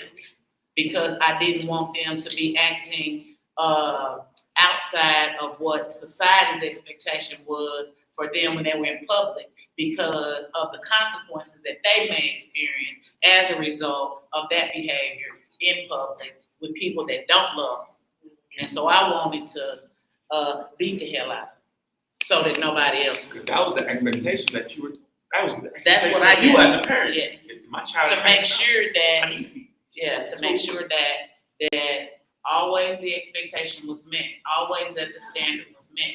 And so with what I've heard, like where's the room for like grace when the expectation isn't met? And I operate today, my operating system is different in that I think about the grace that I've been extended over my life and the consistency of grace that has been extended to me throughout my life. Awesome. Yeah. Yes. I would say, you know, if we're talking about the woman that is upset, with things or at the teacher's either failing someone or doing some of that. So I think what something that she can do when we're talking about identifying it for yourself, I think it's also best to communicate that with the teacher, or even the angry man who's at the store. Tell them, okay, I'm really upset that you did this. And this is how I'm feeling. Because that humanizes the situation and it allows the teacher to not also respond angrily at you, because really we're not mad at the individual, we're mad at that action and what's been happening. So I think that will also clear the passion. As a parent who recently had to go into the school about a grade, one of the things that I learned in that moment is not to assume the worst, right? And I can't speak for every white person and every white teacher in every school, I cannot. But in that moment, like, I was prepared to defend the kid against Miss Mitchell. And Miss Mitchell came in peace. As soon as I sat down with her, it was obvious that the emails I had been getting, the reports home I had been getting, was actually because she loved my student and had very high expectations for my student. And my kid had started falling below those expectations, and she wanted to know what was going on. And when I was like, well, she's gotten to the point now in math that it doesn't come natural for her. She has to study, she has to figure it out, she has to try a few times, and that's uncommon for her, so she'll give up pretty quickly. It doesn't just come like at her fingertips. And immediately Ms. Mitchell was like, well, if she's afraid to ask for help, I need to ask her. Like, she came and was prepared to be an advocate for my young person. So I would also say that don't assume the worst immediately. You might not be dealing with it. It might be a partner. We are almost right at time. So I wanted to identify how quickly the mood in the room changed once I gave you some input. The mood in the room went to, well, what detail is that? Well, what if this, what if that? What if, all those are things that are thinking processes and what happened in the moment. And no matter what's going on, the situation, every person literally put themselves in that situation and try to figure it out. And there was discourse in the room. As I'm standing here, I can see, but that don't make any sense. People got up, people went to get some food, people moved around. The energy was there. And how you handle that energy is part of that coping skill. So in that process, we found out one of the ways that we handle conflicts and how we manage them. We manage them first by being able to identify those feelings in ourselves. Because apparently in every situation that we have, we always make a bad situation misinterpreting the feelings and the intention when we go into or we're dealing with the situation. So we never really deal with the situation. We're really dealing with ourselves in the situation. And then the situation happens and we deal with what happens afterwards. So I think the biggest thing that we can take, of course, from the first part is that when we're looking at a conflict, we recognize different types of conflicts. We can also recognize that there are different styles, but we know those styles. But the most important factor that we deal with is dealing with ourselves in the situation of the emotions. And most importantly, to give ourselves time, to be kind to ourselves, to look at the people around us, whether we care about them in the long term or the short term, to look at the relationships and our goals. That not conflicts are not considered good or bad. Conflicts will happen. And we must take those conflicts head on, find out how to deal with them in the most effective way that we come out in a positive position. Am I getting that? Sound good? Awesome. I want to ask, is there any last words, anything anybody want to add to this? I want to make sure we get everybody to state where we can find you and your work, because you all were an amazing time. Can we give a hand to the panel? Thank you so much. Shout out to the people who brought their young people. My final words are always this quote, this African proverb. The children are not initiated to the village, they will burn it down to get it started. So when we talk about community conflict, when we talk about community violence, we're talking about how young people are showing up in these very volatile ways. Think about what role we played in their initiation to the village. So shout out to the people who brought their kids to this space. You can find me at Salama Urban Ministries in South Nashville. My website is under construction. As soon as it is up and running, home should be to Joe. And this is what I do. These kinds of conversations, you want to have it in your space, come find me. Thank you. Like I said earlier, I'm at RH Board full-time. I'm also very active on social media. EJ LeGrier is a kind of weird last name, but Joe has all the information. You can share out if you need. And I also have a website that's linked to all my social media as well. So you can catch them there too. All right, my social media is Benny E7, BENNY E7. And then for Black Mental Health Village, it's BMH Village. So follow us, and looking forward to the next discussion, next program, and yeah. And that's on Instagram, right? Yeah, absolutely. Okay. All platforms. Okay.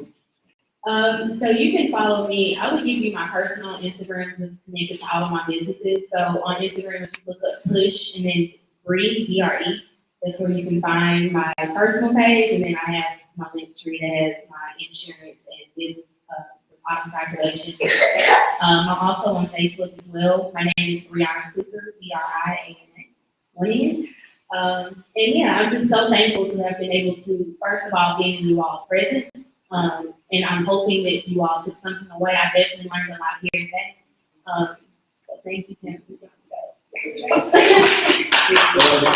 all for the report been put on by Men's IQ, BMX Nashville, Tennessee Justice, and Black Health Navigators. Thank you all for coming. We really, really appreciate it. And now I'm going to have Joe come up to give the last message, who is the coordinator for Men's IQ. Real quick, I just want to shout out you out, Bobby, like you are. You all moderated, great listener, and you tied everything together throughout the entire discussion. Perfect. So, Yeah. Good job. This is really good. Thank you for having us. The chess master himself. And hopefully he'll be starting a chess club here. We got one from the Gypsy Center on Saturday, but I think Magruder Center deserves one as well. We like to do these at the end of all of our series. If people want to come up, I definitely want to get a picture of you with the panel. I'm getting amazing shots of the panel. You over here. And so we're working with our technical situation. So if we can get you bids sent. And if anybody wants to come up, because it's always great to see the family that was with us. We had a really great picture at what was that, Claiborne? Remember when we did that? You and Otis host, come on up. Like everybody else, probably gonna be. Also, I wanted to shout out tomorrow we have grant writing for Black Lives. Brother Benias is hosting and the meditation with PLC Sangha. Benias, can you get the details of that real quick? Yeah, so, Ready for Black Lives is, starting at 1 o'clock, it's on Zoom, 1 to 4, I believe, and it's tomorrow. Yeah, and then, the meditation is 5:30 at, it's in Germantown, I believe, Mindful National? In 107. Lastly, one of our goals with these, and Bobby and Benias both on our research team on IQ, is to be building constantly a toolkit. So we have a research team called the IQ Handbook. So each panel, we're organizing like skills and tools and strategies that people can use. So we'll keep that on our link tree. And so everybody has access to that. This one is not ready yet because we're going to synthesize all the wisdom that y'all shared. So we're going to synthesize that plus the things you can organize. So great. So great. I have a PS. Come on. In this gym on Saturday, there will be something called a restoration clinic.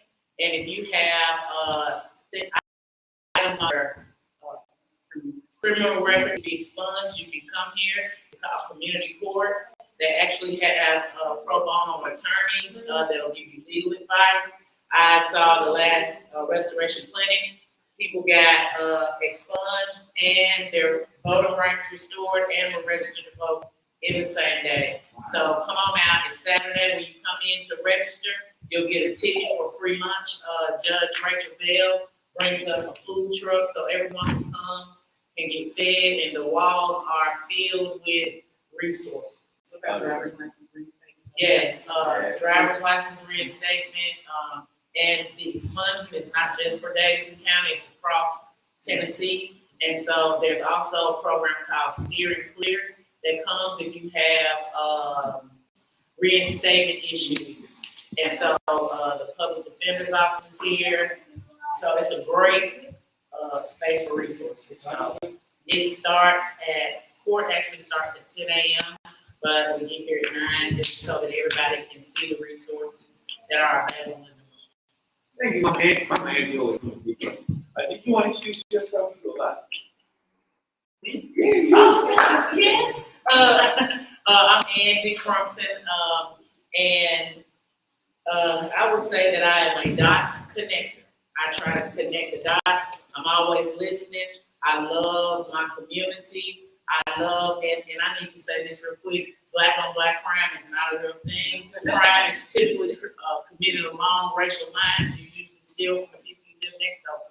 So it's not a, but anyway, I also work at Salama Urban Ministries. I also work at a place called Transformation Nashville. We try to help people get out of the payday and title loan debt cycle. We also offer financial empowerment education. We make referrals to Faith and Finances at Healing Minds and Souls, which is located at 1815 Nolan Street at Historic First Community Church. Okay, thank you. Thank you, Nicole. I'm serious. I don't even think that's what. I've definitely been hiking and working and talking. Y'all look good.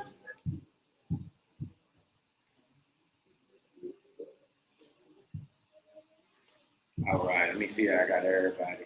Oh yeah, that was good. All right, 3, 2, 1. All right. Let's see. Oh, you got one right there? Let me hop in this one. Let's see if I can. Slide. Can you get one? I didn't forgot.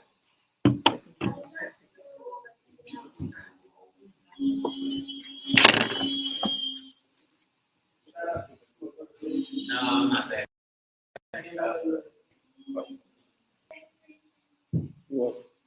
What's that? Thank you. Thank you. Oh, we got plenty of vegan food. Talking about plenty. Thank you, everybody.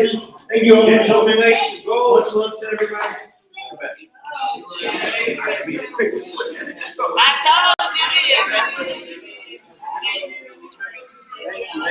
told you. Can I give you a thank you? I don't know if your brother playing, but let me see what we got on.